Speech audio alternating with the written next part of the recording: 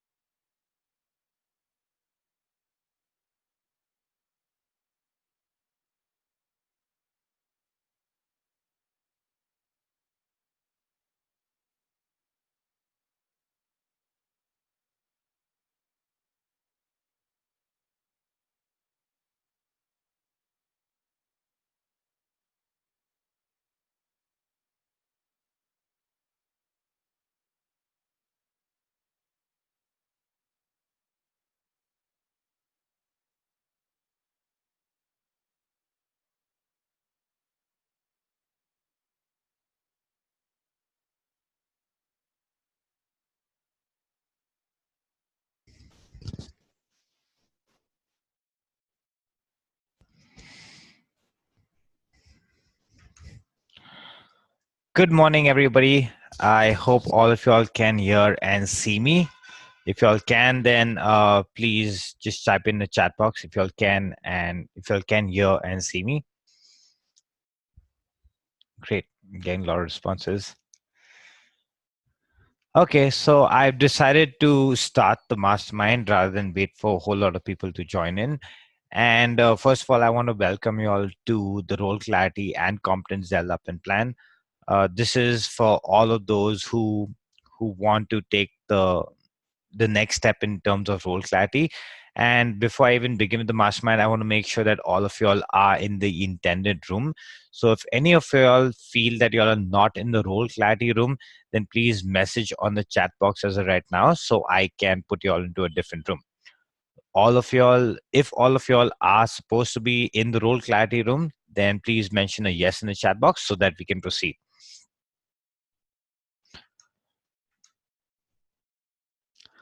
Great. Perfect. Okay, so I'm going to go ahead and continue. First of all, I want to thank all of you all for even attending this mastermind. Thank you all for being action takers. The whole format of the mastermind has changed.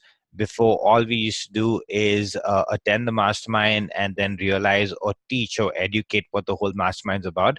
But in now, since the format has changed, we are now going to be going ahead and actually doing the activity that's required. So all of y'all will at least have a version one of the mastermind before y'all conclude. So that's the entire purpose of attending the mastermind. And I'm going to give you a brief objective of what it's about. So first of all, it's about taking action. That's actually doing the task one or version one or whatever you're supposed to do. Obviously, by doing that, you're going to be reviewing it with your coach and you'll be able to move forward. And the third part is accountability, where your coach will hold you responsible for following up on whatever you did. Couple of small ground rules. I just expect you all to please place yourselves on mute. If and when you all do have any questions whatsoever, please feel free to pause me and mention it in the chat box, or unmute yourselves and go ahead and ask me a question, and I will tend to you all. All good with that? Great. Okay. So I'm going to move on to the context of the mastermind. To take action and move forward to the next phase, exposure to a version one of role clarity, and get whatever doubts you have answered with respect to questions and challenges.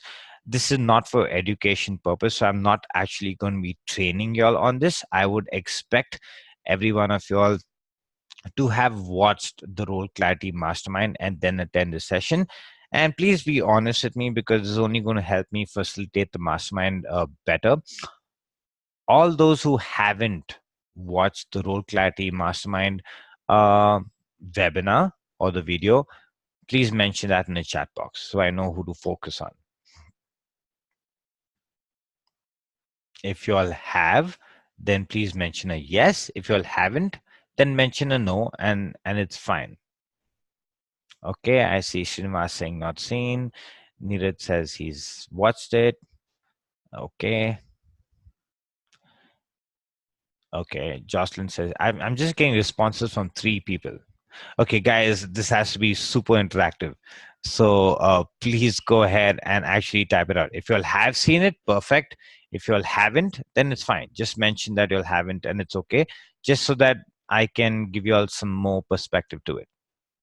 Okay, Ashwinder, half seen. Okay, that's a new one. Have not watched, not seen. Okay, so going forward, before you all attend any mastermind, it's pretty crucial that you all actually watch the webinar, and I'll tell you why. Because whatever you're going to be talking about, whatever you're going to be discussing on the mastermind is totally about whatever video you've seen. Okay. And we may spend a little more time explaining it to you all, and that's not really the objective. So that's what we expect from the business owners. At least watch the mastermind. It's okay if you have any doubts or questions about it, because that's what you're going to be doing and clarifying over here. But you'll have a better perspective if you watch the masterminds. Having said that, if you haven't watched it, if you haven't watched the webinar, I'm still going to go ahead and proceed. If you do have any questions or doubts, please let me know. Now, remember this, on this mastermind, we're going to be creating a version one. Now, is this going to be perfect? Absolutely not. But that depends upon you and your coach. The more you finish this version one, you send it to your coach, and he or she will get in touch with you, and you'll create a better version for your specific business. So please don't expect anything to be perfect out here. It's more of a learning and getting to do a version one rather than exploring all the other possibilities. Okay. Having said that, I'm going to be moving on right now. So it's about accountability and focus of the current task. And obviously, you're going to be learning from each other. And obviously, it's for the mutual benefit. I am going to be doing a small activity with all of you later, which I will explain. And having said that, you all are going to get a lot more learning from it too. So moving forward, ground rules of the mastermind. Make sure you're in the right breakout room. I already spoke about that. Please change your username if in case it's some Xiaomi or your laptop's name or whatever. Please change it to whatever your names are so that I can refer to you and I can call out to you whenever I need. So if I'm just going to give it about 30 seconds, if you all feel that you all have not registered under your names, please change your names as right now. So I'm giving you all 30 seconds to do that. So go ahead.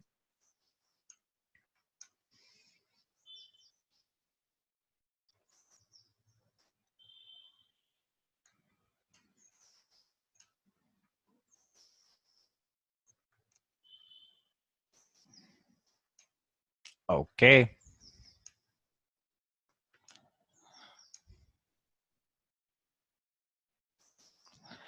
great. Fine.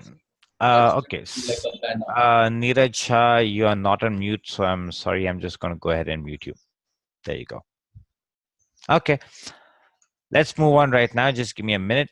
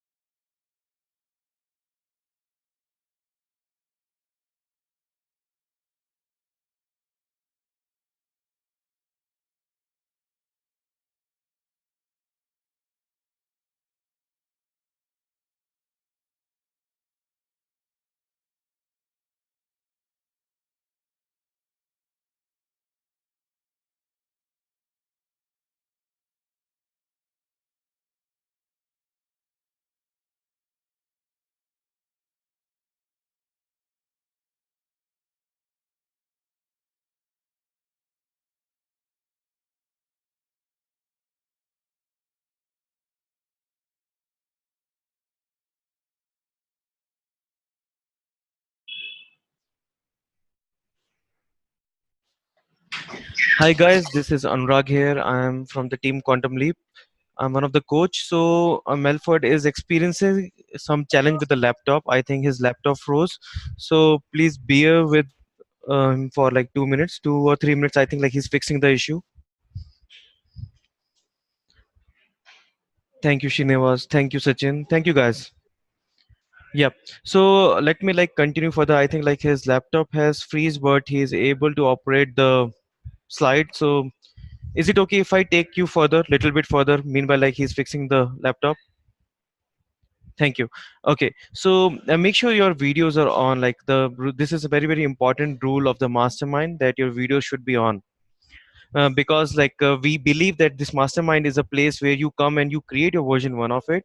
So for that it is very important that we interact, you can ask questions and we can see you, because if we can see you then only we will get to know that you're understanding or you're not understanding. So I give you a quick 1 minute. If your video is not on, please make sure that it is on, because if you're fully present here then only you can get the best out of it. Thank you, Prashant. Okay, so Rakesh, Wilson, please make sure your videos are on. And remember, guys, this video on rule is applicable throughout the mastermind. Okay, it's not like okay, your videos are on now, and once we continue further, your videos are off. Thank you, everyone. Thank you, Amar. Yeah. So next point, Melford, if you can hear me, can you move to next point?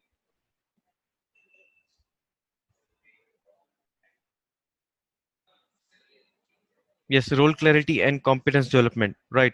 So today we are going to speak about the role clarity and competence development. And what you are going to do now, you are going to create the version one, and you are going to create the version one for your role clarity, and you're going to create the version one for your competence attributes. So before we continue, I want to check with you all. Do you have taken the printout of your role clarity documents and competence attributes document? If yes, type yes in the chat box, and if no, then please go right now and take the printout. If printout is not possible, then please take the soft copy, because you are going to create version 1 in the mastermind. How much time you need? Can you just type in the chat box?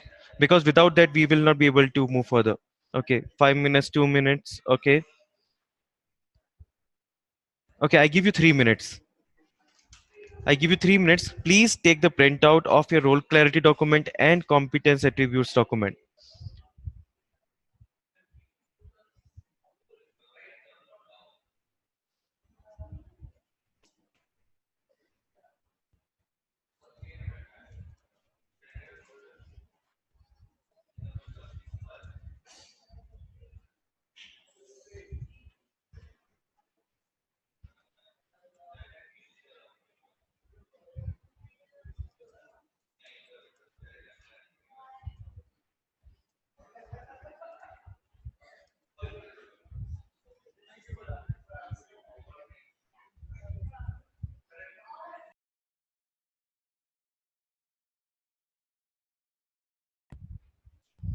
Okay, so as you are asking, is this the document? Let me put you on the screen first.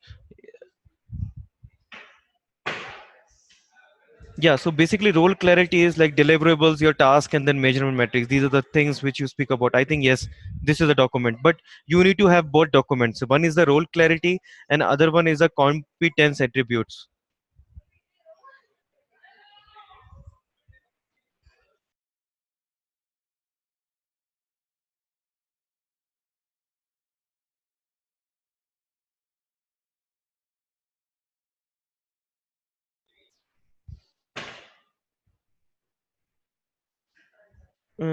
I'm not sure whether, like, as you're asking that, Anurag, can you get it mailed to us? I'm not sure if why you don't have the document yet.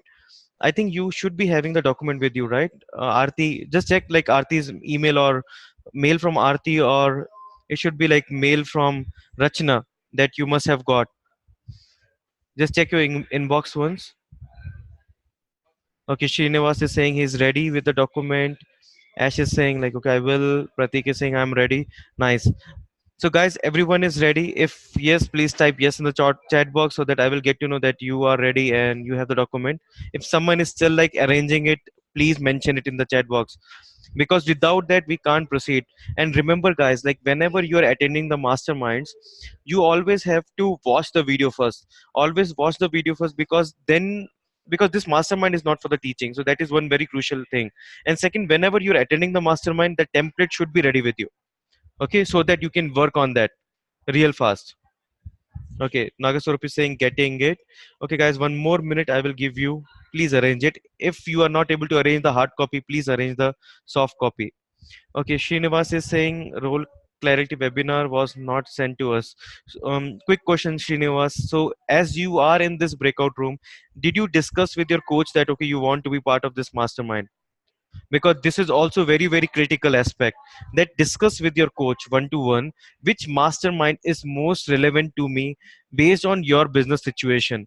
And then if you're joining that mastermind, you would be getting the better like fruits of it than just randomly attending any mastermind. Because if you speak to your coach and you come together that okay, this is something which is required for your business, then the coach is going to release the documents much ahead of your schedule, because coach has all the documents with them, so they can release it much early. Okay, Srinivas is saying role clarity webinar was not sent to us, but our coach asked us to join the mastermind. Okay, um fine, Srinivas. So uh, just I would be saying that, okay, who is your coach exactly, Srinivas? Can you just type it? Because I will speak to the person then. Okay, but remember from the next time, guys, like if you are attending any mastermind, you don't have the webinar and you don't have the document with you, then ask your coach to send those things to you in advance. Okay. Thank you, Srinivas. This is very mindful what you have done. I'm really appreciate that. I will speak to the person personally. Okay. So that like there should not be any confusion. So I think like Melford just now like he signed off. I think like he would be joining again, and that's why the PPT has gone as well. I think most of you must be having document with you ready. Can I see on the screen? Yes, guys. Super, super, super. I can see the document now. This is amazing. Thank you. Thanks a lot. I have a soft copy, Srinivas. Very nice. Okay, guys. So before we go further, like I need to know quickly, like when we speak about the role clarity, what are the top challenges you are facing? Can you write your one top challenge which you are facing when it comes to the role clarity and competence development in your organization? And why I need that challenge? Because then we can address those issues or challenges at the end of the mastermind once you have created your version 1.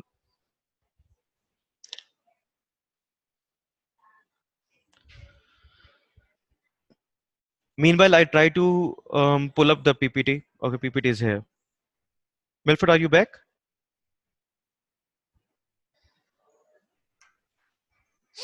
Okay. Hello, can all of you hear me? I'm so sorry. There was a huge technical issue. Thank you so much, Anurag, for taking Yeah. over. So quick update, Melford. Like I asked people to share what is the biggest challenge they're facing in terms of role clarity and competence development in Perfect. their business. So they are just writing it down so that we can address these things at the end of the mastermind. Great. Okay. Okay. Thank you, Melford. Over to you. Thank you, guys. You're awesome. So have all of you all listed down whatever Anurag has asked you all to list? What are some of your biggest challenges that you're facing during your role clarity? Just mention it down. Just write it down.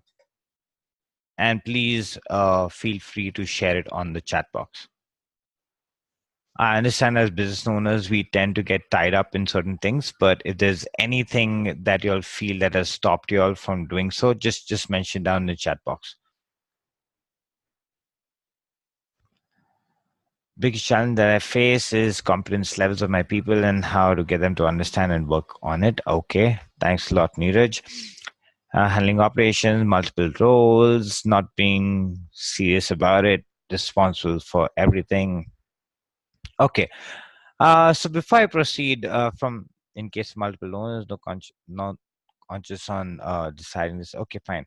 So before I even proceed, I understand where you all are coming from, and I understand all business owners and the day-to-day operations and the day-to-day tasks that you all have to do.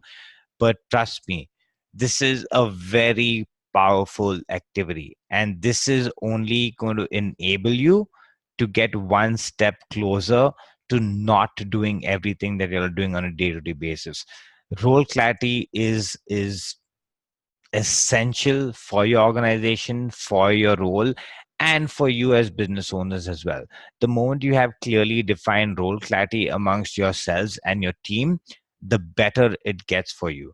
So if this has to take some time, if you have to take 2 hours or 1 hour apart from your day to get this done, please go ahead and do it, because it definitely does add a lot of value to you and your organization as well.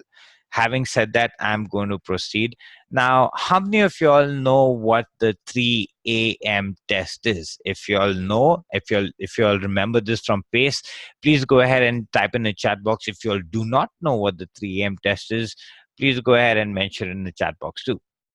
Yes, yes, yes. Perfect. So I'm gonna do something a little different, and I'm gonna invite somebody. Fine. So Naga Sarup. Uh, Okay, Renuka doesn't know what it is. Okay, so Naga Sarup, I'm going to invite you to unmute yourself and share as to what you think the 3 a.m. test is. So go ahead. The 3 a.m. test, basically what Rajiv had told me, I haven't understood is Mm-hmm. like at 3 a.m. If I am awake and see the things are it's charted out, like I know what is my roles and responsibility. So yeah, if someone asks, or else, yeah. goal of the business. Goal of the When business. we are able to say what is the goals, that is the 3 a.m. Okay, test. 3 is about that. Means we are clear, because 3 a.m. means like we are switched off completely. If I wake up at 3 a.m., I should be able to know, still able to know everything about whatever I have said, the business space implementation, and the roles, clarity about the roles. That thing is a 3 a.m. test. great. Fair enough. Thanks a lot for sharing. Yeah, thank you. I see Sachin Arora. I'm sorry to put you on the spot, but if you would want to share what your version is of what you understood about the 3M test, would you want to unmute yourself and share that, please? You're on mute, Sachin. Okay. Yeah, hi everyone. So Okay, actually, okay, I've okay, written. okay. 1 second. Yeah, Let's follow the system. Everyone, let's say hi, Sachin, and you can just body wave and say hi, Sachin. Yeah, there you go. Okay, you can proceed. yeah. So I don't remember much because I have mentioned like I have not seen the role clarity webinar earlier, Okay, but I can okay, remember like when I attended PACE, so Rajiv told us like even if you are in the night and somebody call you, somebody ask you about your role, so you should have clarity in your mind like what is your role is, and that will give you a clear path of your growth for the organization. okay. Great. And thank you so much, Sachin, for sharing that. The last person I'm going to ask is Ashwinder. Ashwinder, would you kindly unmute yourself and share what do you think the 3 a.m. test is? So 3M test. Yeah, hi everybody. Hi, I'm Sundar. Hi, So Ashwinder. Hi. yeah, so the 3MM test is very clear that my staff, like my success will be that any of my team member, if they are, you know, given a shock and woke up in the morning at 3 o'clock and somebody asks them, what's your role in your job? What are you responsible for? What are you paid for? And they have a acute clarity that yes, I go to office to do this. So that is 3 mm. When person is deep sleep, but still he knows he has clarity. What is he paid for? Perfect. Thank you so much, Ash and Ashwinder. Thank you so much, Sachin, and also Nagaswarup. You all have defined it to some extent. That's exactly what the 3M test is. The 3M test is nothing about like the number 3 a.m. If somebody wakes you up at 3 a.m. in the morning when you're in deep sleep and asks you what your role is or what your role clarity is, you should be so well defined, or you should know what your role is in your organization, where even at 3 in the morning, you're able to wake up or answer the phone and say, okay, my role is this is what I'm responsible for, this is my targets, this is what I have, this is my output criteria, and this is how I'm going to be measured. That is the whole thing about the 3M test, and I am going to proceed with it. So it's all about, first of all, the role and definition. Who am I? And when I say who am I, it's all about your job title and definition. The second part to it would be responsibilities. What am I responsible for?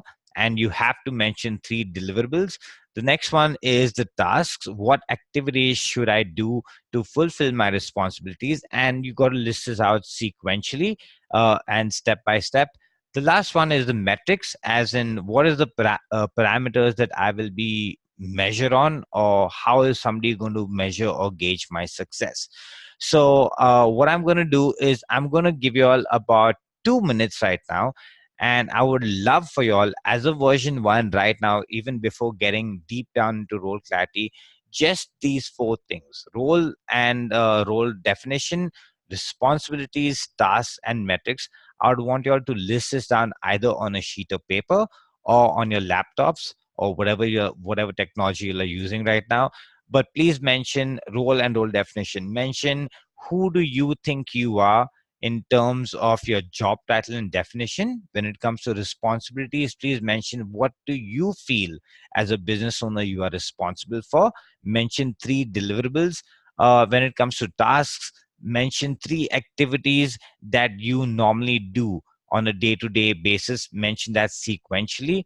And the fourth one is metrics. Mention what is the parameter that you feel somebody or yourself can gauge you on to gauge your success. So I'm going to give you guys 2 minutes, and your 2 minutes starts now. Please go ahead and do that.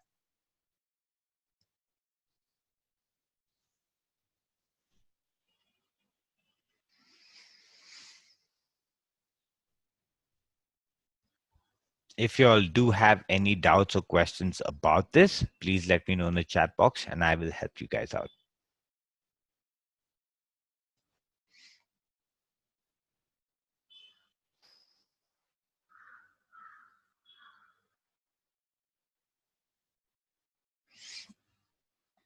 Okay, so I have an interesting question from Pratik, who says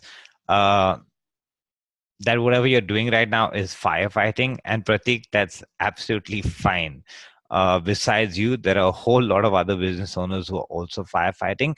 But this is one step that you're taking to avoid firefighting, because if you have a whole team, or like Rajiv says, you have to build an army, you can't have the whole army or the whole team firefighting. Hence, this is the first step in trying to at least realize who is responsible for what, who's going to be your front line, who's going to be your middle line, who's going to be your third line. And in a very small way, role clarity helps you get there. So if you can follow this activity or this exercise, just try writing down whatever's on your slide, and I'll take you forward with that process. So it's fine if all of y'all are firefighting, but just get clarity on what y'all think y'all are actually responsible for. And if you're doing everything right from knocking to the customer's door to sales to marketing, list that down too. It's okay. It doesn't have to be perfect. Okay, Amar, please explain on tasks and activities. Fine. So, Amar, what activities should I do to fulfill my responsibilities? So, I'm going to invite you to unmute yourself, Amar. So, can you just give me a brief about your the nature of your business, please? Hi, good morning, all. Okay. Good morning, Amar. Yeah. We are in textile business. It's a partnership firm. So I am a director in the company. My Okay. director. So my role my responsibility in the business is I do marketing, sales, follow up of production and operations, accounts follow up till the order is executed. The whole and soul is my responsibility. Okay. And I'm guessing by the way you smiled, you really like doing all of that. I have to do like it's my business. You have to do. Okay, like all of us, we have to do everything. So, to answer your question, in terms of tasks, what activities should I do to fulfill my responsibilities? As of right now, whatever you're doing, like you said, marketing and sales, whatever you're doing, mention those as responsible. For example, I need to go out and find customers, mention that as one. Two, I need to be able to sell to my customers, mention that as point two. Three, whatever you do during the transition from getting a customer to actually selling a customer, mention that too. Okay? Thank you. No problem. Okay, thank you all for taking out time to mention whatever you'll have mentioned. I'm going to proceed right now to the next step. Now, this is an example of a role definition document for a telecaller. Now, if you all have all attended the mastermind, or the webinar by Rajiv about role clarity, this is what it talks about. So it's only to assist and help you to get clear definition of what your role and responsibility should be. For example, if you're going to be hiring somebody new in your organization, the first thing that's very crucial that you have to do is please form that person's role clarity. Because if you don't know what you're hiring that person for, chances are that person may not know what they're supposed to be doing in your organization, and that's where all the little problems start.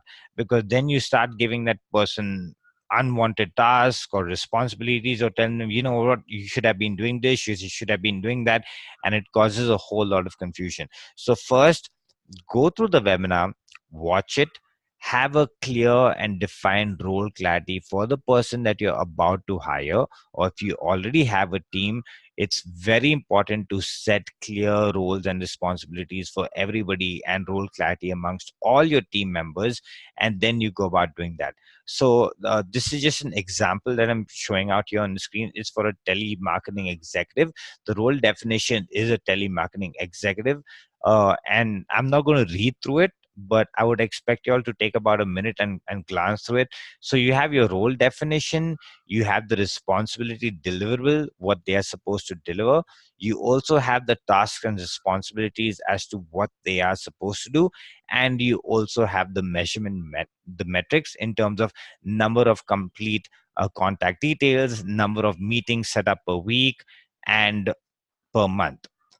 So I would want you all to introspect on your businesses and find out in this format how you all can make this not just for yourselves but for everybody in your team, so that everyone in your team knows exactly what they are supposed to do and what they're going to be held responsible for.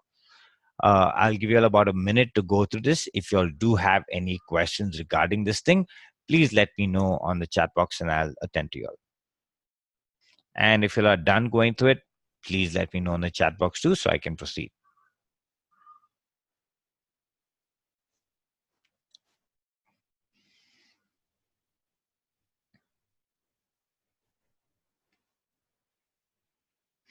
Okay, I got a question for Prashant that says, we are micro enterprise and each of us will be multitasking. How do we align uh, or how do we align to this template? Good question, Prashant. Now, even if you're a micropreneur or solopreneur, the first thing that you got to make sure is, like I just answered Pratik's question, is y'all might be firefighting and you may be responsible for a lot of roles. So it's fine. So the first thing that you need to do is you need to understand what all you are doing. You need to list out whatever you are doing. It's only once you list it out and once you know your tasks and activities and your responsibilities is when you can then think of probably hiring a team to take care of it, if you even need a team to do so. So first, list out whatever you feel you are responsible for, list out whatever you feel are your tasks and activities or responsibilities, and also your measurement metrics, as in how will you even be able to gauge yourself in those terms. So, Prashant, if you need any more clarity on that question, I will answer that again for you. Okay, perfect. So, have all of you all listed out your little version one of your role clarity? If you all have, then please give me a thumbs up so I know you'll have. Great, perfect. I'm now going to move on. Okay, so this is another example of role definition. This is from a marketing perspective. So marketing perspective would be responsible to generate continuous inquiry for veneers from current distributors, dealers, whatever, responsible to generate product inquiry. So again, this is just an example. I'm not really going to spend a lot of time on this slide because again, it's just an example for you all. The third one would be for your responsibilities. An example for responsibilities would be this. Again, this is from a marketing perspective. It could differ from the job roles that you all do, but just to show an example, this is it. The next thing that is tasks, as in the tasks that a marketing person is responsible for. So, advertise in industry magazine, participate in trade exhibitions, personal business different cities in search of new dealers. Again, all defined by role clarity. Now, in order to add more value to you all, this is something that I would want you all to do. You all have already written down a version one on a sheet of papers about whatever you all feel your role clarity is. And now it comes to time where I would want you all to share upon it. So what I'm going to be doing is I'm going to be putting you all into breakout rooms. First of all, I want to know from all of you all if all of you all have written down a version one of your role, responsibility, definition, tasks, and responsibilities. So please let me know in the chat box. Have all of you all done that as of right now? Because I can only proceed with the next activity if you all have done so. Okay. So in case you are not doing it right now, and in case you got clarity that this is something I need to do in the future, fine. Please go ahead and list that down too. Need 2 more minutes? Okay, fine. Sachin, I'll give you 1 minute. Okay, because I can't proceed with the next activity unless and until I have all of y'all written that down. Just a basic version one. It doesn't have to be perfect. It doesn't have to be solid. Whatever you all feel. Just give me a minute. I will go back to the previous slide so that you'll have all of it.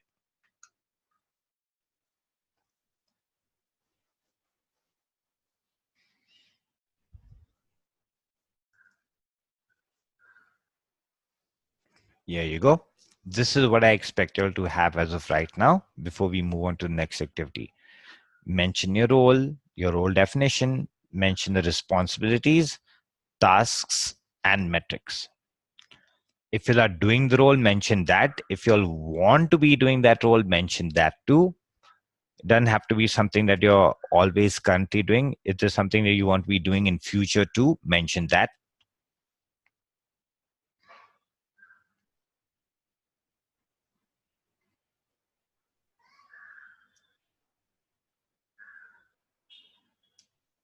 And if you all are done with it, please mention the chat box so I can proceed. Again, people, please don't try to make this perfect. Spelling mistakes, grammatical mistakes, it's all good. Okay, just as long as you understand whatever you've written, it's fine. That's the objective.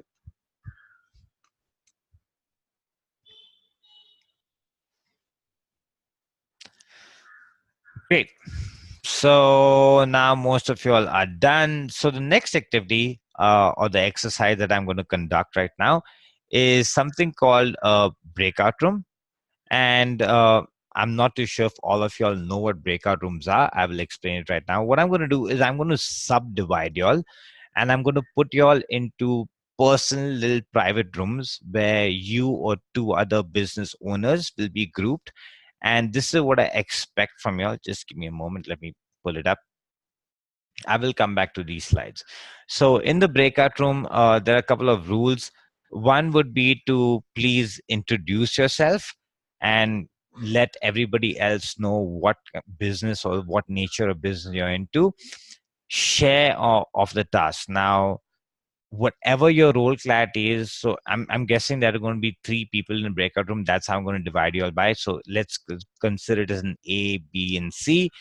I would want A to go first. Introduce yourself by unmuting yourself and tell the other two people in the room what your business is all about, and talk about what your role definition is, what your tasks and responsibilities are, what your measurement criteria are.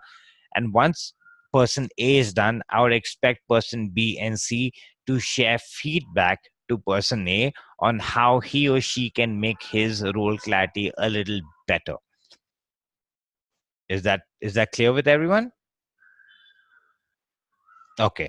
Once person A is done, then person B takes over by explaining his or her business and role clarity, and then A and C shares feedback. And likewise, after they are done, person C shares their role clarity, and A and B shares feedback. So this way, you'll get a wholesome and a constructive feedback mechanism by two other people in your group who are also learning about role clarity. And once you are done with this activity, we are going to come back to the main room. That's the same room that I'm talking in. And I will take question and answers and even talk about whatever difficulties you all faced or whatever opened up for you all during doing the role clarity activity.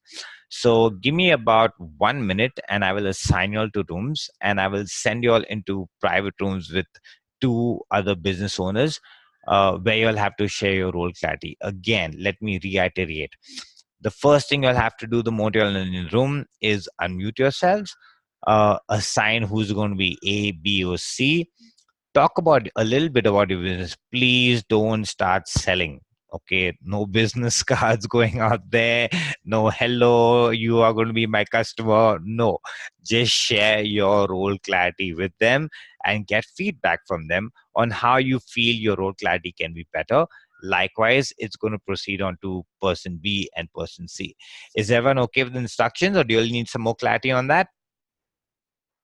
Perfect. So just give me a minute and I will start putting you all into breakout rooms. Just 1 minute, please.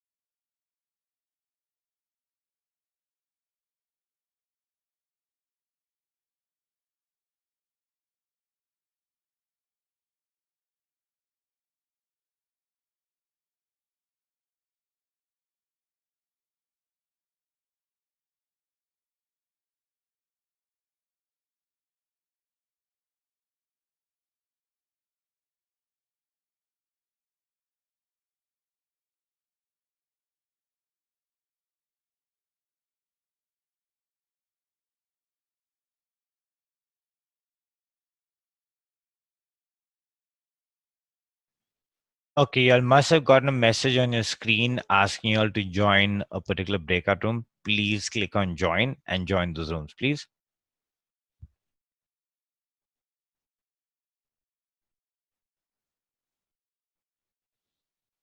Ashwinder, did you get a message on your screen? Just click on join and you'll be redirected into that room.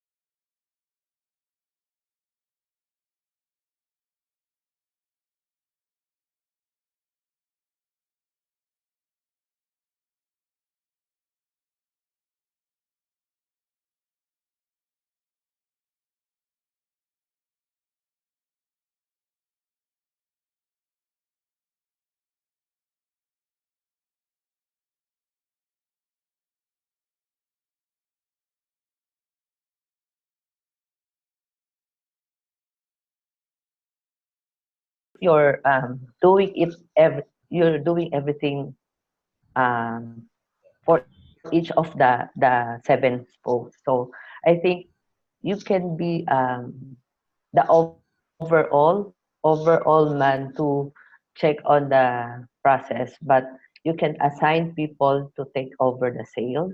Then somebody else will take over the marketing, the accounting, or um, as Rajiv said, you can also have you can outsource or have one person to handle two or three accounts.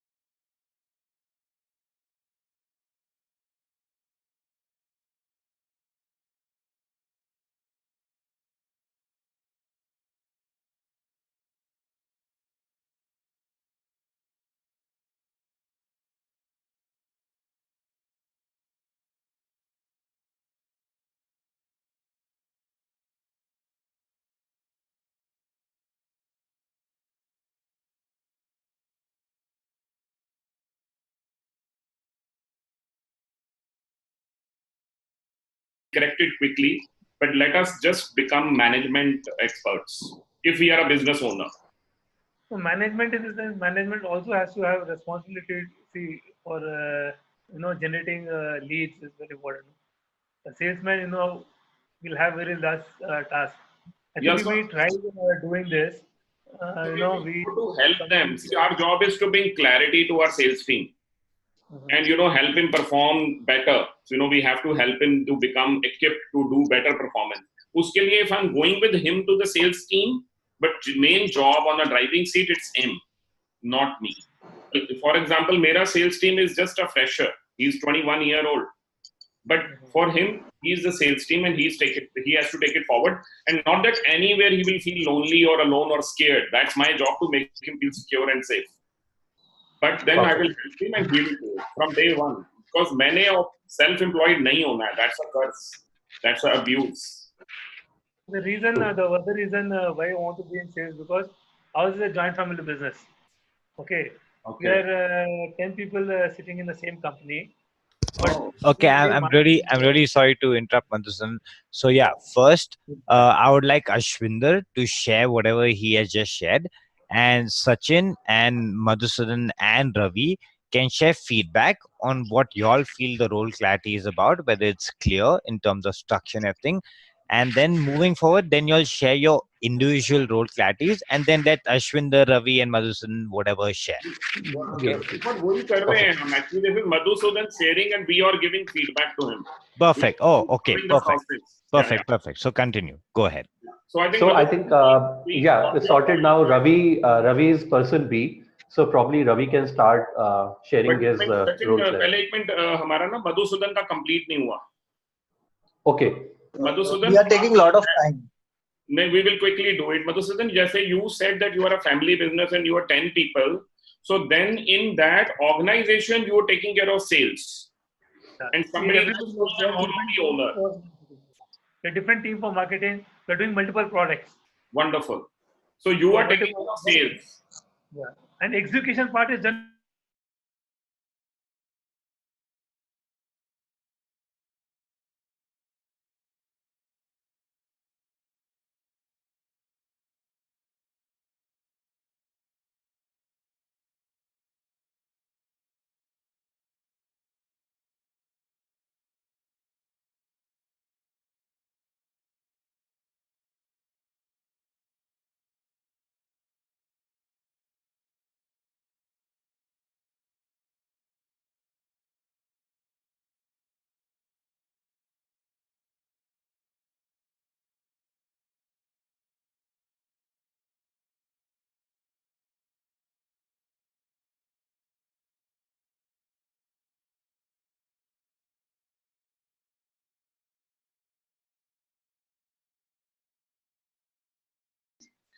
Maybe I'm correct, I guess, what I'm telling. And also what you said is measurements and metrics. Still, that's what we are lagging behind, but we have to open up for means do a lot of measurements and have metrics on. Like how you gave me an idea of 15 days, actually it's good for me. And weekly audit on what are the procurements and what is there, sometimes it will be left out. So because of our schedules and all, if we keep, maybe it's for both of us, if we keep our procurement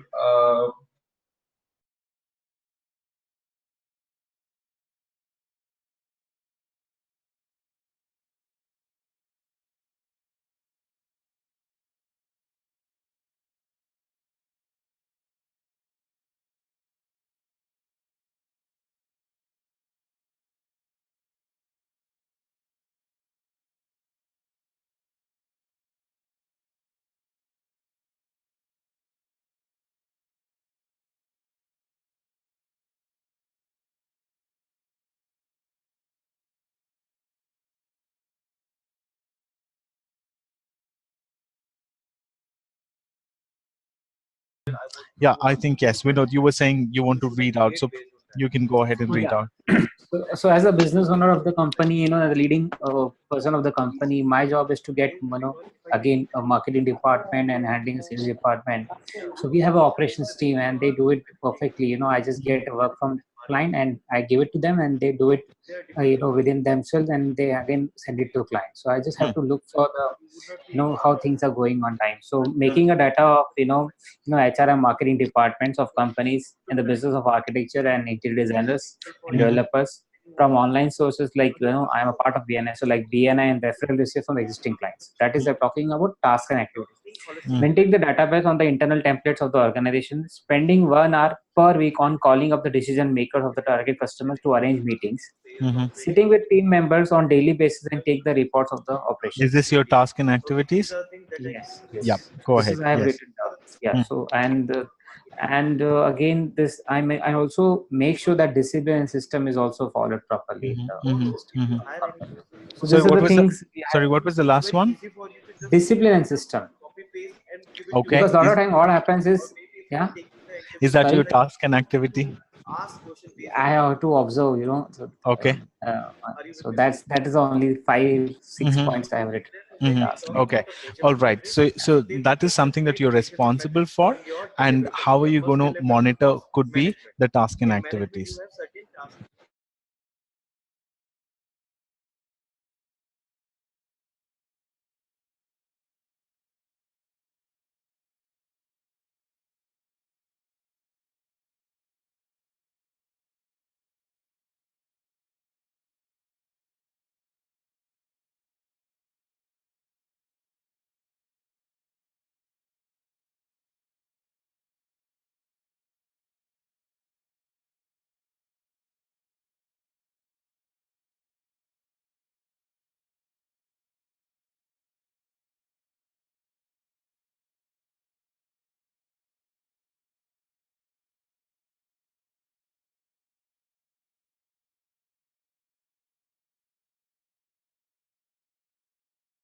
That'll help in whatever others if you have any.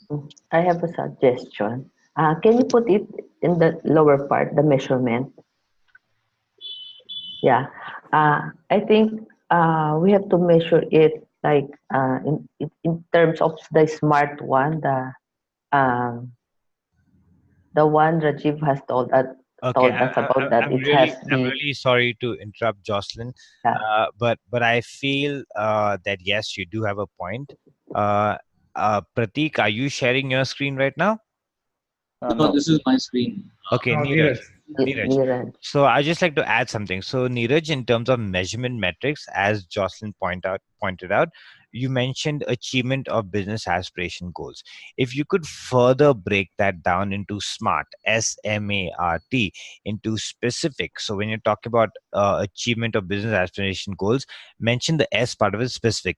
What about the business aspiration goal? Okay, that becomes the S as in the specific. M becomes the measurement, as in how are you going to measure whether you are achieving it, yes or no. Are you going to give it a timeline? Are you going to give it a so and so crores by so and so quarters, so and so lakhs by so and so quarters, or so and so customers sold to by so and so quarter? That way, A would be the attainable. Is it attainable? Are you able to reach there? M would be the measurable, and T would be the time bound, as in by when should I be reaching those goals. So you mentioned achievement of business aspiration goal, achievement of personal aspiration goal, company growing without being hands on. Now, when you say something like company growing without being hands on, it could be very vague to the other business owners in this room. What do I mean by company growing without hands on? Do I need to build a second line of leaders? If I need to build a second line of leaders, by when should I build a second line of leaders? And where do I need one for marketing? Do I need one for sales? So if I need somebody for marketing, who do I need? By when do I need? By when will I even start interviewing this person? And by when will I have this person's role clarity defined, so that when I'm sitting there for the interview, I know exactly what to interview this person for? Okay, got it. Okay. So Jocelyn, was I talking about the same thing? Was that something that you wanted to talk about? Yes, Okay, that's fine. it. More specific. Yeah. Yeah, so to try to break it down, and this is only for your benefit, because when you actually sit down to do these tasks or activities, you yourself as a business owner, you have it clearly defined for you, so you know what your goals and targets are. So, Mehfit, just one thing. Yep. There are so many things we are doing. If I Hmm. go into specifics of specific metrics for all of it, Hmm. wouldn't it be very overwhelming seeing so many things I have to do, and I have, I know people or whatever it is, mostly Very, resources very whom good, nobody to very delegate good to. question. Yes, it is going to be crazy. It's going to go bonkers, and you're probably going to be doing a lot of things. But this is step one. So step one is at least knowing that you're going to go bonkers and you're going to be going crazy. Step one is at least knowing that you got 100 things under your task and activities, and you got 100 things under your deliverables. Step two will then be, okay, from these tasks and activities, from these deliverables, do I really need to do all of this, or is this somebody that I can delegate within the team? Or if I don't have a team, do I feel I need to hire somebody to be able to do these things? So step one will obviously be a lot, where you'll come up with a lot of tasks and activities. You'll come up with a lot of deliverables that you have to do. That's just realizing how much you're currently doing right now. Step two will then be, okay, do I still want to do all these things, or do I want to delegate these things, or do I want to outsource it, or do I want to hire these things, or hire a person to do these things? And then you go on proceeding with that, with pace implementation and with MBA, depending upon what your marketing strategies and everything are as per your business model. Is then when you see, does it make financial sense for me to outsource this, or should I delegate this within a team, or do I have people within the team that I know can do a good job with such things? And then you go about doing it. So right now, whatever you're mentioning, that yeah, there is so many things and it's overwhelming, and the list just goes on and on. At least you realize how much you're doing, and at least you realize what more there is to be done within the business. Then comes the next part where, okay, I know I've got to do 50 things in terms of tasks and activities. Now, from these 50, what am I really good at as of right now? You may be good at all 50 things, and that's the reason why you're doing 50 things. But then you decide, okay, let me look at my team. I've got A, B, C, and D in my team. Okay, what do I feel I can give person A? What do I feel I can give person B? And then you start slowly delegating tasks to them. And then we move on to the next step. That makes sense, Pratik? Or you need some Yeah. more clarity on that? No, I'm okay. Okay, I'm going to let I you have a guys. question. Yeah, I have a sure, Jocelyn. question, Yeah, Melford. go ahead. Can like using that example that he has a lot of Task. tasks and activities. Can we just focus on, for example, three tasks that were having measurement for a certain period, like for the first for 2019, we're just looking on three special or the three tasks that we like to achieve. Would Yeah, it be okay? definitely. So Jocelyn, that again brings me back to the question one. is what is your business aspiration goal in terms of your financials. uh, Two, what are other things that you mention in your aspiration goals, whether you decide to expand, whether you decide to bring on more customers on board, whether you decide to build a magnetic brand for yourself. So it all boils down to that. Then from your tasks and responsibilities, like you just said right now, you can pick uh, the three most important tasks, or you can prioritize them that way as to what you as a business owner would want to focus on at this point of time. Give it a metric, give it a time gauge, give it a, okay, within the next 3 months, within the next 6 months, this is what I want to focus on, and do just that. And whatever you feel falls down the line in terms of lesser priority, either delegate that to somebody else within your team, or if you don't have a team, outsource that to somebody else, so that while you are simultaneously working on your objective or your priority, you know that there is action being taken on your other goals as well. So it's not like you're just focusing on three things and everything else takes the back seat. So Because we can just simplify it. Like as you said, we have to focus on the business goal, as business aspiration goal first. Then from there, we just follow the roles and responsibility of each person yeah, within the so you organization. got to break it down. So the main format or the main framework is your business aspiration goal. At the end of the day, the reason why you all are part of this MBA journey and everything is to make money, is to make your business grow without you. So when you go through your business aspiration goals, when you know, okay, I need so and so customers by so and so, I need to build a team, I need to expand, or I need to get some more money in so and so department. Fine, so that's all listed out. Then you decide, what can I take care of, what am I good at doing. Once you decide that, you give yourself a time limit. You say, okay, by the next 6 months, out of these three things, I'm at least going to hit on three or four of them. Then the next part is, what about everything else that I have also mentioned my goals? Can I also do this? No, I don't think I'll have the time to do this. Fine. Then you either delegate it to people within your team if you have a team, or if you don't have a team, then do I hire a team to take care of these things? And that's how you go about it. For example, if marketing is one of your goals, that I need to market and make myself a magnetic brand, in that case you then decide, okay, fine, if marketing and I need to make myself a magnetic brand, if I need like 500 inquiries per month, how do I do this? Because you're already focusing on your three main priorities. So then you go to sit down and think, okay, I don't have the time to invest on marketing because I'm so tied up with doing my sales on a day-to-day basis. So can I outsource my marketing to somebody else, or is there somebody within the team that I can outsource my marketing to? So that even though you're focusing on your top three priorities, you know for a fact that there is still something happening in your other goals as well, and it's not being neglected. Got it? Okay. Yes. Thank you. Okay, Thank you, I'm Melford. going. No problem. I'm going to let you guys continue sharing. Since you're about four in the room, I'm going to give you additional time. It's already about 11:15 IST Indian time. I'm going to give you all 5 minutes more to go about and share feedback with each other as well. Okay. Okay. Okay. Thank you, Yeah. Melford. No problem. Pratik, Continue. it's your turn.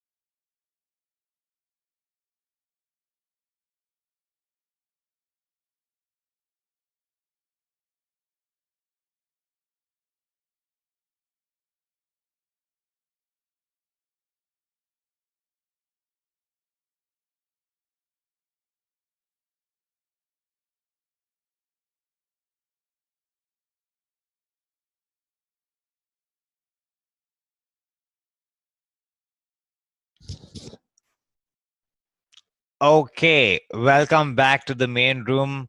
I would want, since we have about 17 participants, I can't really take questions from everyone as of right now, but I would like just about three people as of right now to share what was your experience by sharing and by getting feedback in the respective breakout rooms from other participants as well. So, whoever unmutes themselves first, go ahead. I guess it's Richa. Yeah, hi. Okay. Hi. Uh, Okay, everybody. Hi, Richa. yeah, hi. Okay, Richa, nature Yeah. business and what opened up for you? Okay, so we are into photography, basically primarily focusing on the newborn babies and maternity.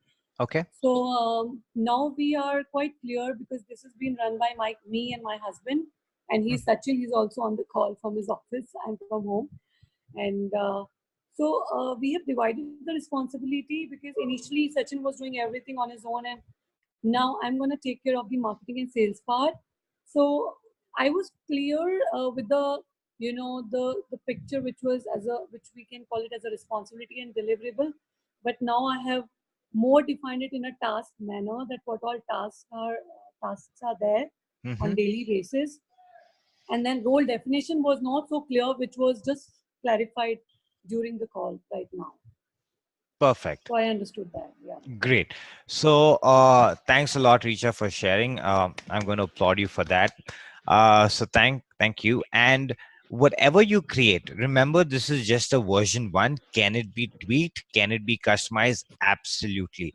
So, Yeah. probably just click a picture, whatever you'll have written down, and send it to your respective coaches so that they know your business, they understand your business better, and they can guide you as to, you know what, Richa, I think you can add something here, or I think you can take care of this better.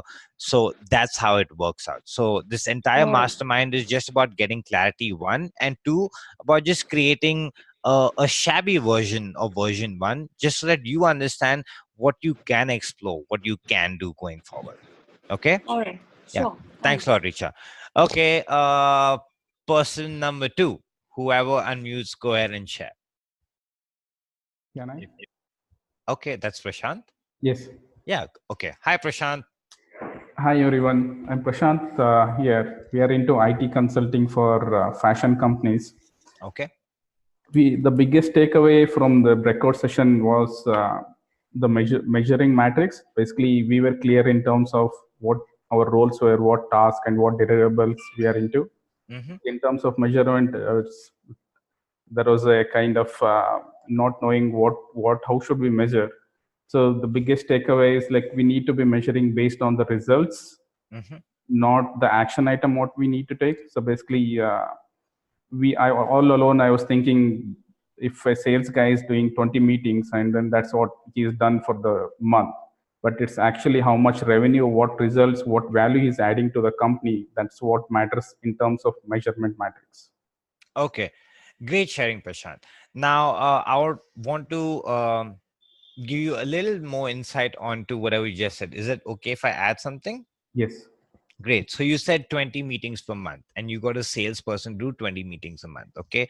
Say the salesperson is doing 20 meetings a month, and that person does not or is not able to convert those 20 meetings into about 5 sales. Okay. That's something that I'm going to be talking about next when it comes to people competency. So just because the person is not being able to convert doesn't mean to say you penalize the person. Doesn't mean to say that you say, you know what, you're not good, I'm paying you salary for no reason, you're not able to get me even one sales. Then comes the whole part about how or what are you doing as a business owner to even build that person to be able to convert those sales. Sure. Okay, how are you working on his strengths? How did you even hire him to begin with?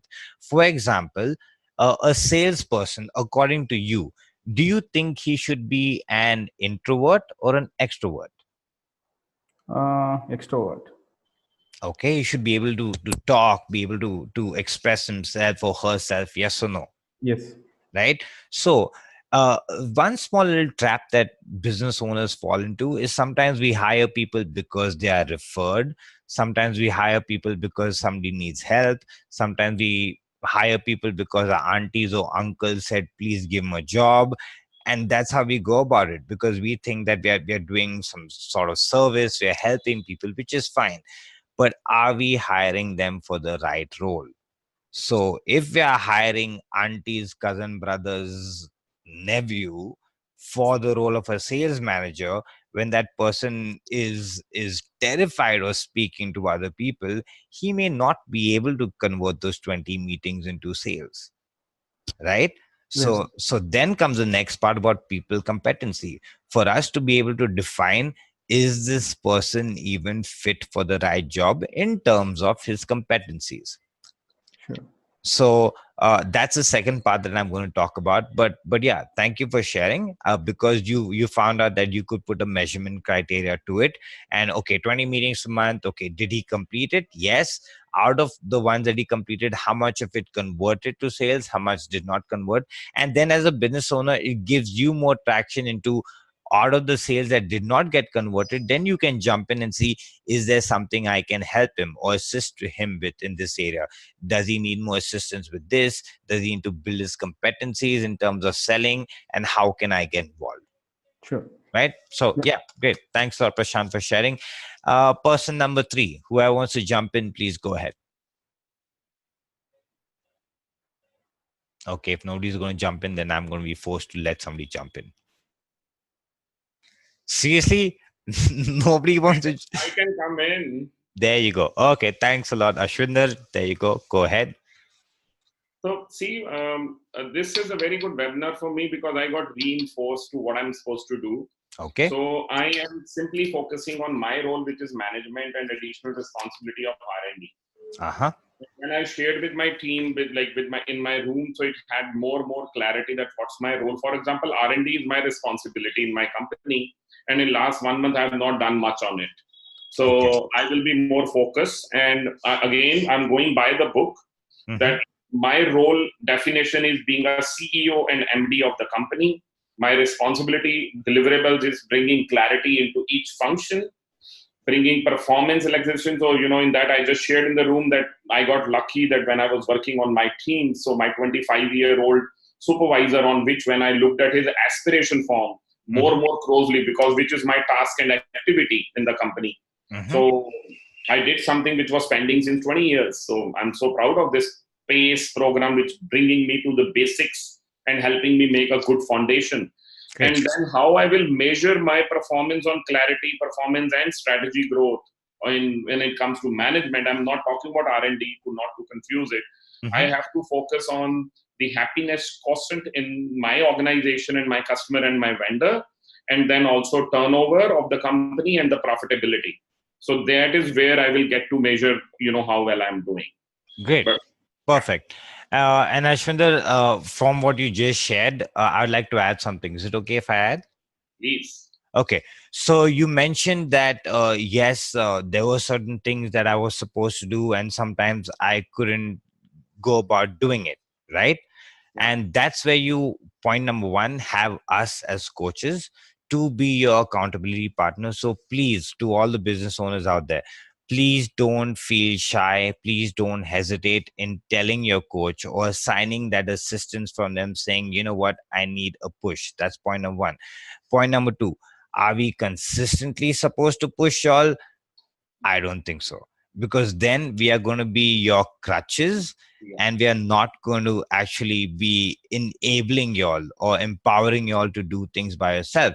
So if you're going to build a team, this you're going to be coming on during the later part of the PACE project, where you have your culture charter and you also have your stop meetings. Your stop meetings, if done the right way, is a very powerful meeting where everybody within the team holds everybody accountable for it. In fact, we are going to be having our quantum leap stop meeting within next starting within the next 2 hours. Okay. And we do it so in detail, so in brief.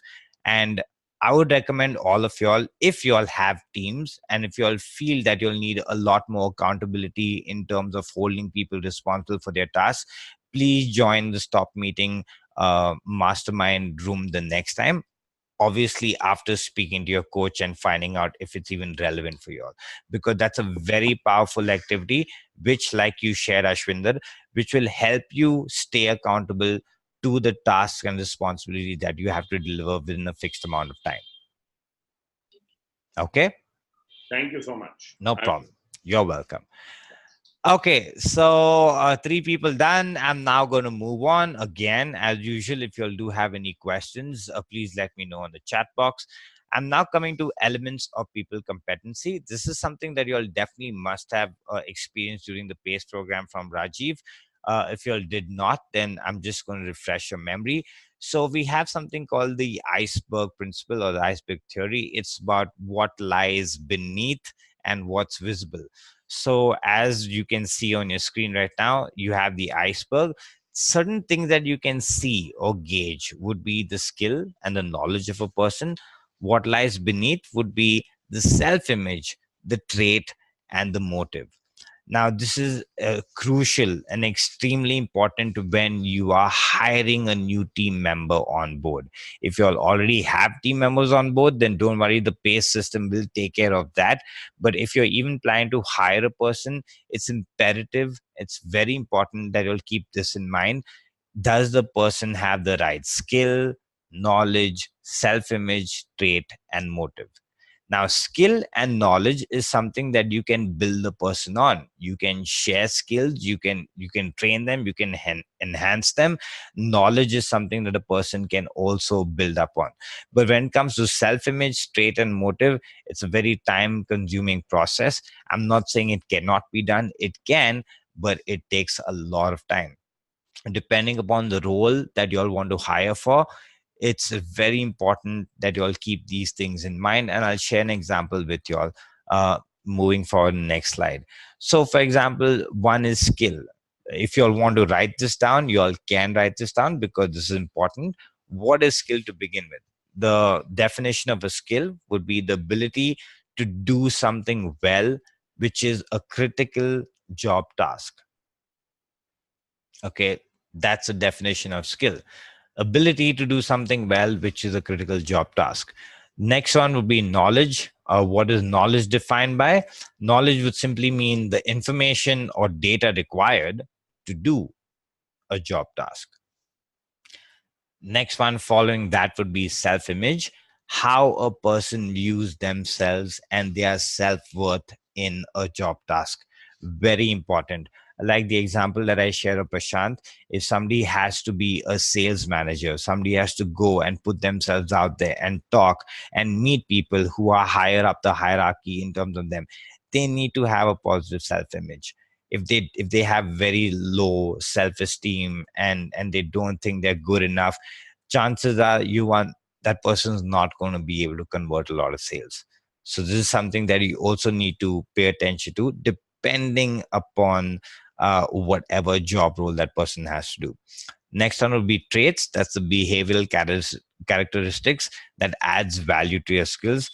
If a person is constantly coming late to work every single day, I don't think you would want to send that person to a sales meeting to bag your big prime customer. Okay, so these are certain things that you need to pay attention to. And the last one be motive. That is why a person does what they do. It's their deeper purpose. And this is where your personal aspiration also comes into play, where you get an insight as to why they're even doing what they're doing. Is it only because of the money? Is it because they have a deeper purpose? Is it because they want to buy a house and they want their family to be settled? That's the insight that you as business owners can get. So personal aspiration will bring about these things. But as business owners, whenever you are about to hire somebody, please pay attention and try to gauge them on skill, knowledge, self-image, traits, and motives for that particular job role before you even offer that position to them. Okay. I'm going to move on. This again is a sample for a telemarketing executive according to the competency icebergs. Okay, 1 second. Let me pull up that example for you. Just give me a minute. In the meantime, we do have other two coaches on the call too. That's Anurag and Manjunath. Anurag and Manjunath, if you all do want to add anything, please feel free to jump in. I'm just going to pull up the slide of an example.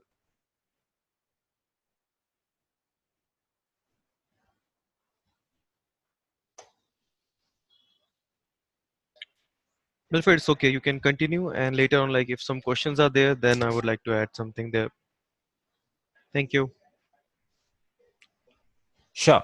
Okay. I'm again facing some technical difficulties. What I will do is I have a list of all of y'all that are on this mastermind as of right now. I'm going to email the example to you when it comes to a sample of telemarketing, just so that you'll have a broad perspective. Please don't get me wrong. I don't expect y'all to follow it. I'm just sharing that as an example so that you'll have reference to whatever mastermind you'll attended today, so that you'll know what I'm talking about when you're gauging them in terms of their competency iceberg. Is everyone okay with that? Okay, great. Moving forward, the uses of competency or the competence attributes. One is to recruit. When you're recruiting somebody, is for you to gather evidence. Two would be training. When you're talking about topics of training, then would be feedback, where your feedback is going to be balanced and specific. Then comes your mentoring and coaching to set competence development goals, and also your appraisal to attach a weightage for it. For example, now since Prashant already shared about a sales manager, I'm just going to take that example and run with it. If your sales manager, Prashant, is not able to convert 20 sales meetings, okay, and say he converts only two, and you deep dive into it and you find out, okay, fine. So you go first to the recruitment part. Was he a good recruit? And if you agree, maybe yes. Then comes the second part, training. Is there something I can train this person on? Can I let him shadow me?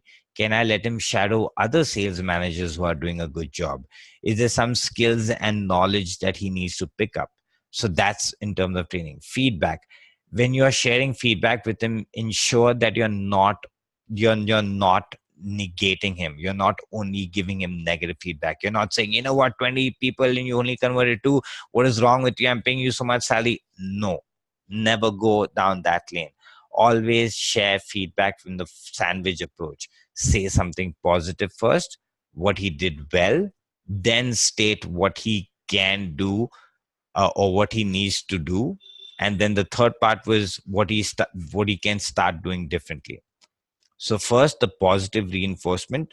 You know what? I observed that out of 20 sales meetings, you were always on time and you followed the so-called format and you always introduce yourself. What I think you can do better is point number one, point number two, point number three, point number four.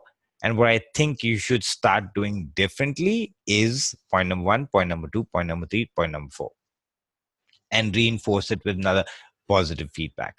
That is called the sandwich approach, where you're sharing feedback and at the same time you're empowering them and not negating whatever they did, so that they feel empowered and they feel motivated to work towards something, rather than, they go into a meeting room and people ask them what happened, and the only thing they get to say to their team members is, you know what, yeah, he fired me as usual, or he let me have it.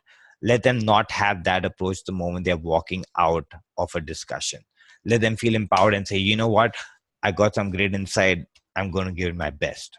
That's the kind of motive, that's the kind of attitude you want them to come back after having a feedback session with you. An appraisal to attach weightage. So when you are sitting down for the appraisal meeting and say, okay, fine, you want to earn so and so salary by so and so, this is the percentage that our company made, this is what I can give to you. However, in order for me to give you so and so amount by next year, these are the skills, or these are the parameters that I want you to build yourself up on, so I can give you that amount. And this again comes way down to personal aspiration and things like that. If you all do not know what personal aspiration is, please get in touch with your coaches, or please watch the webinar, because it's a very powerful webinar, especially for your team to go through. Not a lot of business owners out there even doing this for their teams, but if you do personal aspiration with your team, it's a game changer. So please go ahead and do that. Next would be role change and delegation to check fitment. If you are really good at three things and you feel that those three things are taking up a lot of your time and space, and if you want to delegate this to somebody, don't just do something that's called dirty delegating. Don't just give it to somebody because you're too lazy or you're too bored or you don't want to do it. Ensure that they are capable of handling it. So that's where you check fitment. Again, in Prashant's case for a sales manager, if somebody is an introvert, if somebody's been sitting behind a desk all his or her life and never interacting with people, just because Prashant is bored and lazy one day, do not tell that person to go up and take a sales meeting. It's not going to benefit anyone. He or she is not going to do it well. At the same time, you're probably going to lose out on a potential sale. So don't dirty delegate. Check if they are up for it. Check if their role suits them. Then go ahead. Check if it plays according to their strengths. Then go ahead and delegate it to them. Okay. And firing to let people go.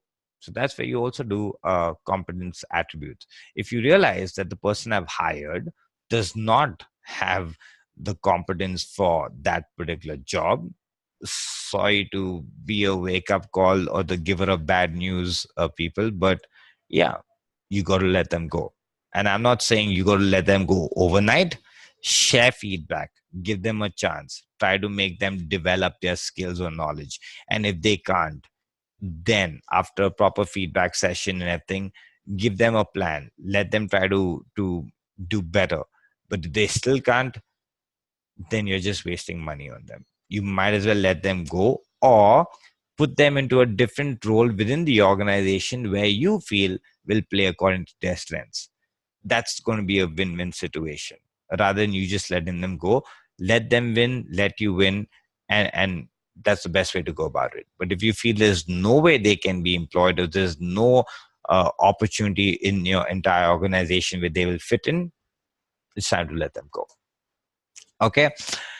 This is the PRE model. Now, what is the PRE model? PRE stands for P, people. Who are the people that I can learn from? R, resources. What are the books, audio books, blogs, YouTube channel, podcasts, and other online resources that I can learn from? And E, experiences. What are the experiences I can learn from?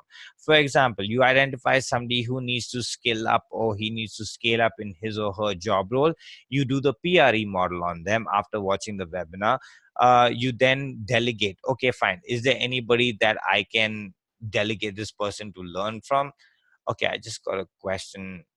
Alpha what you're saying is perfect. The challenge for me is how to actually implement this. Okay, Neeraj, I'm just going to finish with this slide and then I'm going to take questions and then I'll definitely answer your question. Okay, so first you delegate. For example, you have a person in your team and you know he's got to skill up and he's got to scale up in his particular job role. You then figure out, okay, I have another A player in my team, a person who's doing really well. Maybe I should let this person buddy up with this person.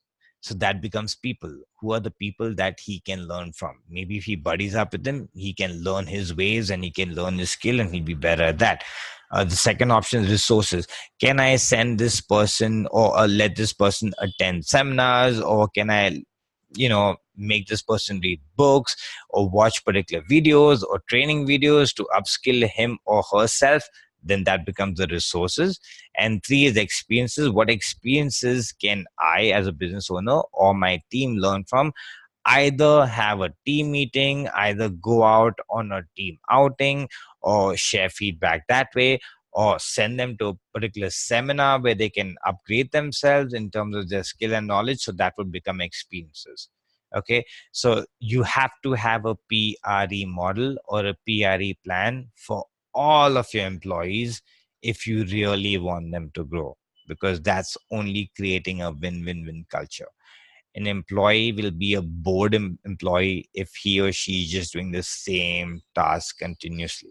You got to ensure that you try to find something good in them where you're giving them some sort of insight as to how they can be bigger within your organization. And some way by doing that is by creating a PRE model for them. Okay. I'm now going to move on to the next slide. and that is question and answers. So I did get a chat from let me review from Neeraj. So Neeraj, if you can please unmute yourself and go ahead and ask your question. Yeah, so you were mentioning about the sandwich approach. That is number one. Number two, you were talking about to check if before firing people, where else they can be used, what are their strengths, what are the skills that they can use. Now, this is where the challenge is. How do I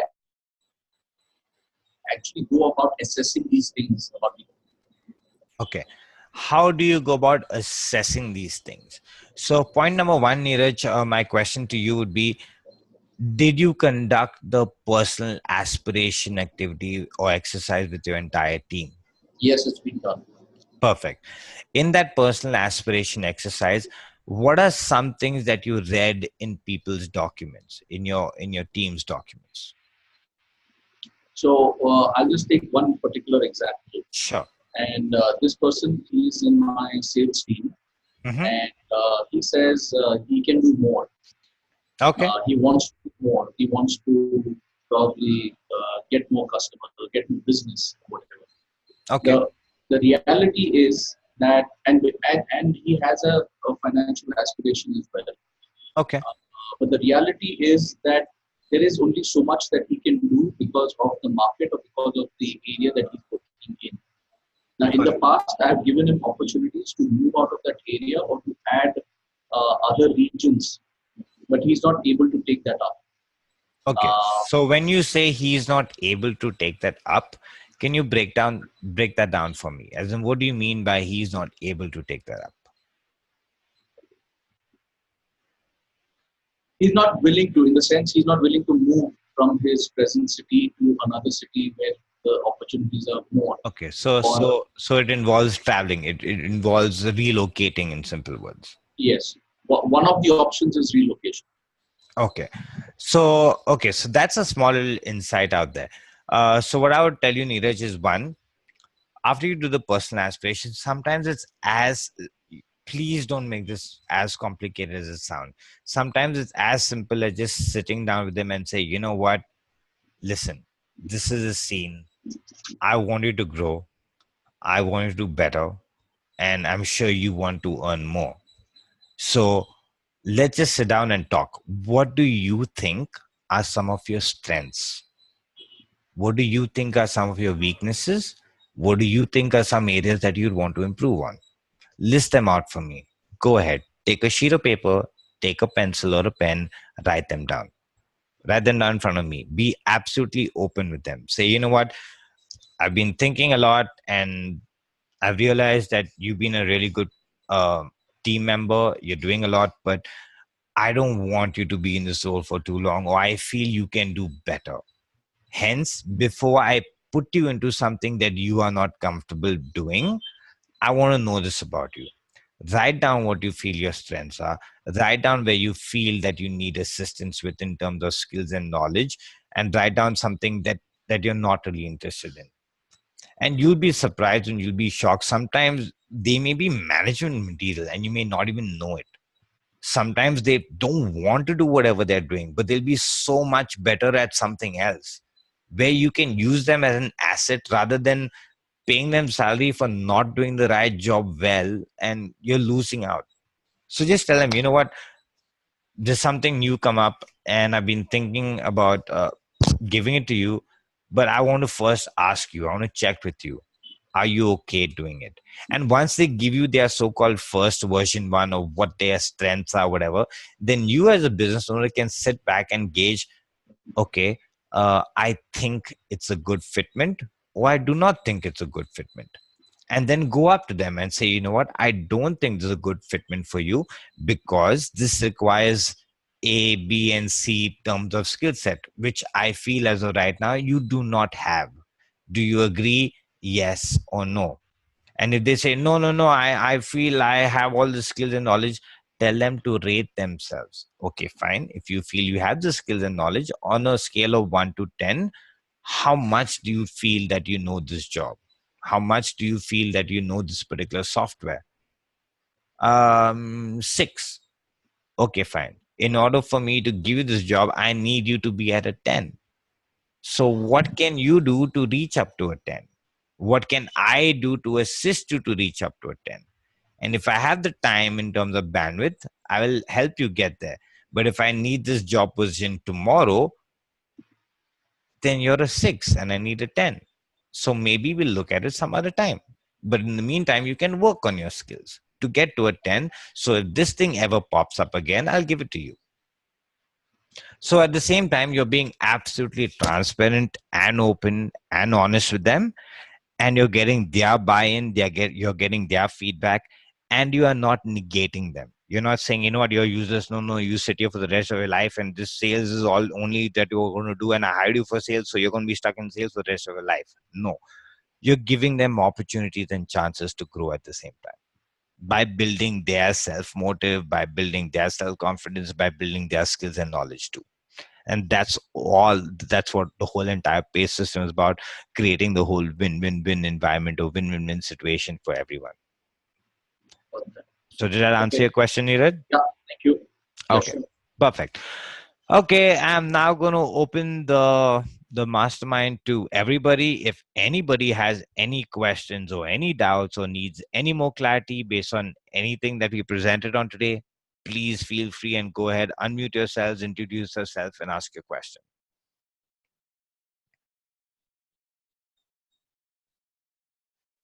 Okay, so far nobody. I don't know if that's a good thing or a bad thing. Okay, great. Yes, somebody. Yeah, so I have a question, Could you please Melford. introduce yourself? Yeah, hi, I'm Sachin Arora. Okay, hi Sachin. Hi. So I have a question. Sometimes employee come to me and he says, "Okay, you hired me for a sales, but I'm not a good sales guy. I'm not performing well, but I am into guilt that I'm not able to do something good for the company." And even I want him to give like some other role or responsibility. But as a startup, I mean, we are not that big that we can give in uh, another task or another responsibility, because I see I hired him as a sales guy, and he has to generate the revenue for the company, and I don't have any other role or any other responsibility for him. So how can I balance that thing out? Like, fine. Vinod also seconds you, by the way. Okay, that's what I just saw on the chat box. Okay, so let me just paraphrase what you said. So you said you have a person hired for sales who does not think he or she is doing a good job and thinks that he can do better in some other field. But since you're a startup, there's nothing else that you can place him or her in, and you want to know how to go about with that. Am I right? yeah. Okay. So Sachin, point number 1. Was the role clarity done for this person? So, I mean, this role clarity has come into picture now, but Got I it. hired him like 2 years back, Fine. and Perfect. I'm taking that burden on my shoulders since No, last 2 years. I get you. I feel your pain. It's fine. Okay. Point number 2. Um, in terms, what I would suggest is first do a role clarity with this person. Okay. Okay, Now my question to you is, on a scale of from 1 to 10, how well do you think this person is doing his job? 2. 2. Yeah, Okay. Do you think this person has the competence or the skills and knowledge to do this job better? no. Okay. Do you think after you sit and train this person will be able to do his job better? I have done everything. I've Okay. given him training, and but he is not performing as per my expectation. Even he is not improving. So, Okay. Next question. Is there any other department or role that you can give this person within the organization? in future, yes, I can. So that's why I have kept him on a hold. Okay, I'll be coming up with new thing, and then probably because he's a nice guy, and so I can give him that responsibility. That is in my mind that I want to start something new package or new product in my life. Okay. So, But I mean, keeping him for all the time, because I don't know how much time will it take to get that new thing in my company. Okay. And my last question, Sachin, is: are you spending money on this person? Yeah. What do you think you should be doing? So So I'm whatever I got from you right now, you hired a person. He's not able to do his job role well. You don't think he'll be able to scale up because you don't have the competency. You don't think even after training him, he'll be able to do that job well. You don't find any other fitment as of right now within your organization to put him in, and you are paying him salary. What do you think you should be doing? Fire him. yeah, I think I should. So Okay, so many so one times, second. I did not say it. I did Sachin's not. partner has spoken something about yeah, on behalf of Sachin. Okay, so this is the trap that we as business owners fall in. Okay, we get emotionally attached. Arey, come on, yeah. This guy has been with me for the last 10 years. When I was not making money, he was there. He helped me. He bought me my coffee every day. He used to run down and buy everything I asked him to do. I get that. Okay, I get that. But this is the harsh reality. If you're thinking about building a business, and business is wealth creation, and I want to be rich and I want to be wealthy, and I need my team to be an army and things like that, I'm sorry to say, but there are certain decisions that we as business owners got to take to ensure that we are setting ourselves on the right path, or we are building a system that can take care of itself.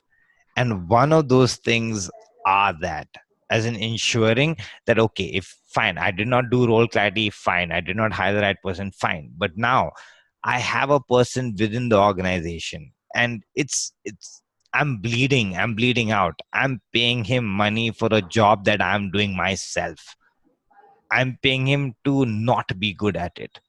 I'm trying to enhance his skills and everything, but I know he just can't do it. So bottom line is, why am I still paying him? I can probably pay somebody else that amount and get results like that. But you are bleeding out because you're not getting those sales meetings. He's walking up to you and saying, I can't do this. He's saying it to you. It's not that you are telling him, I don't think you're good. He's literally walking up to you and saying, boss, I'm not cut out for this. I can't do this. So you're kind of letting him suffer, and you're suffering too. It's just both of you all holding hands and suffering at the same time. true. Might as well say, okay, I respect you. Thank you for letting me know. I'll try to fit you somewhere. I will. But if I can't, then it's time. And I'm not saying I won't hire you back if I do have a position open, but I want you to grow. And unfortunately, within my organization right now, I don't have something that'll make you grow. But when I do, you'll probably be the first person I think of. But you're stunting his growth overall, Sachin. As in, probably he may be awesome at something else, but he's not getting a chance because he's holding on to you, and you're holding on to him. Agree. So think about it. Don't make any rash or emotional decisions. Talk to it. Talk to your coach about it. Go into it in detail, and then go ahead with the decision. Okay. Agree.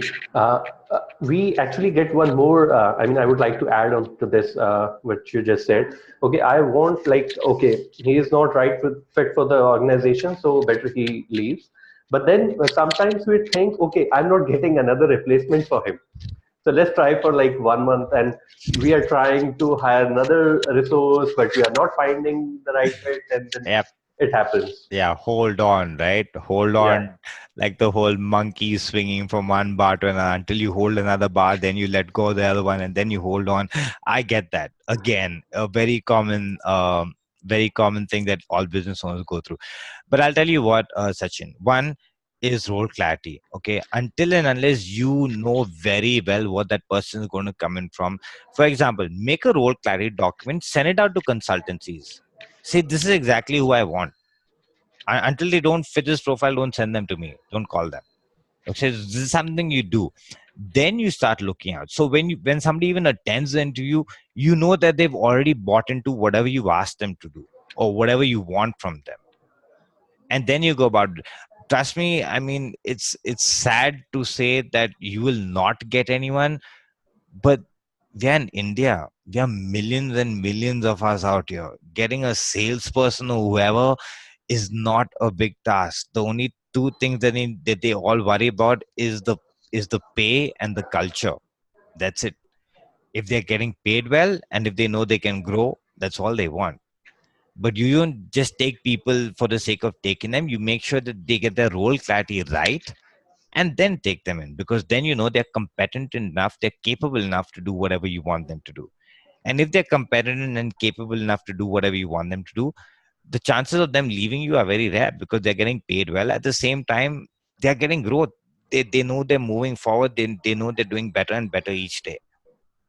But if you get somebody who's not competent and whatever, he's going to get demotivated. He's not going to feel he's right for the role. He's going to keep whining and complaining to you, saying, I don't want this, I can't do this. You're going to get demotivated, thinking, oh my god, what am I going to do with him? It's the 10th of next month, I got to pay his salary again. Nah. So role clarity, consultancies, go crazy hiring, hire hundreds but select two, but make sure those two are gold. Thanks for the clarity. No problem. Any other questions from anybody else? So, Melford, I have one. Sure, Pratik. So, this we are kind of, I rather personally contemplating on for a long time. What's happening is we want to implement pace. We know everything. If we do, will be fine. But still, the time factor comes up. And second thing is, of late, I mean, last 2-3 months, we are into IT hardware solutions, right? So what's happening for us now is, by word of mouth or reference, we are getting lot of global customers, okay, asking us for solutions, okay.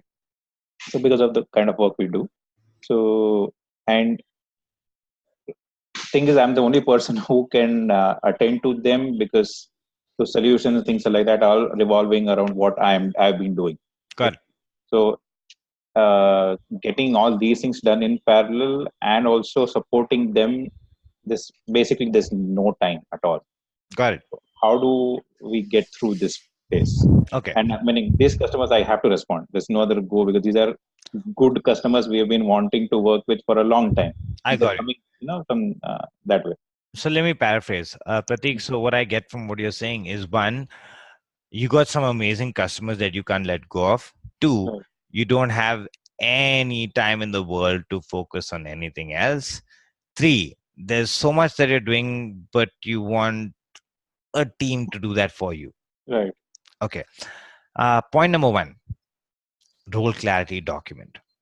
Whatever you're doing, whatever you can delegate, whatever you can outsource or hire. Two, hire somebody. Okay. Based on your competencies or what you think that job requires, hire somebody. Third part, don't let your customers go. Third part, when you are doing those meetings, when you are doing those talks, when you are on the phone with them, you do I watch. Let that person watch you consistently, maybe for a month. Then you do together, you and he both. Then he does, you watch. Share feedback, share feedback, share feedback. Then let him go. Let him do it on his own, and you be the spectator. That way, you're not just building competency, you're not losing out on your customer, and at the same time, you're building somebody to ensure that they take the role that you're doing. Now, maybe it may require a higher level of skill, maybe it may require a higher level of talking to customers. Do role clarity accordingly and hire somebody who will fit that role. If it requires a call center person who's sitting in an American call center who can speak fast, fast, fast, fast every day, so be it.